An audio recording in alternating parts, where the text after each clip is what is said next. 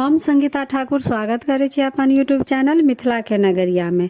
आई के एह वीडियो में बुझब जे माघ के अन्हरिया पक्ष के एकादशी कहिया अछि, एकादशी तिथि कखन शुरू हैत आ कखन समाप्त हैत आ व्रत के पालन समय सेहो बुझब। त चैनल पर नया छी त चैनल के सब्सक्राइब जरूर क लेब आ नोटिफिकेशन सेहो ऑन क लेब ताकि हम कोनो नया वीडियो अपलोड करी त सबसे पहले पहुंचा अहां तक। माघ के अन्हरिया पखक एकादशी सडतिला एकादशी के नाम से कहाइ अछि।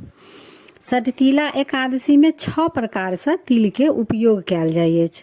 ओहि दिन तिल के दान देला से विष्णु भगवान प्रसन्न होइ छथिन।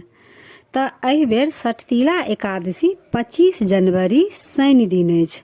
एकादशी तिथि शुरू भ जायत 24 जनवरी के साँझ में 7:27 पर आ समाप्त हैत 25 जनवरी के रात में 8:34 पर। तो उदया तिथि के अनुसार व्रत 25 जनवरी शनि दिन राखल जायत आ व्रत के पारण समय अछि 26 जनवरी के भिनसर में 7:15 से 9:20 के मध्य में।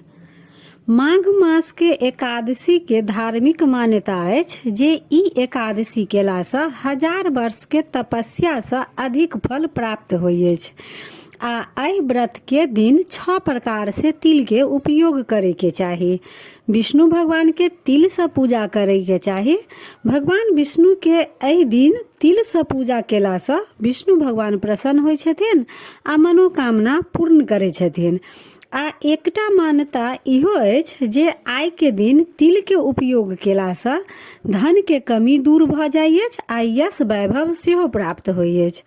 आई के दिन तिल के 6 तरह से उपयोग केना करब त तिल के तेल से मालिश, तिल पानी में द क स्नान, पूजा के समय में तिल के आहुति, भगवान के तिल के भोग लगावे के चाही, दान में तिल दान करे के चाही, अपन भोजन में तिल के प्रयोग करे के चाही। आई के दिन एहि तरह से 6 प्रकार से तिल के उपयोग करे के चाही।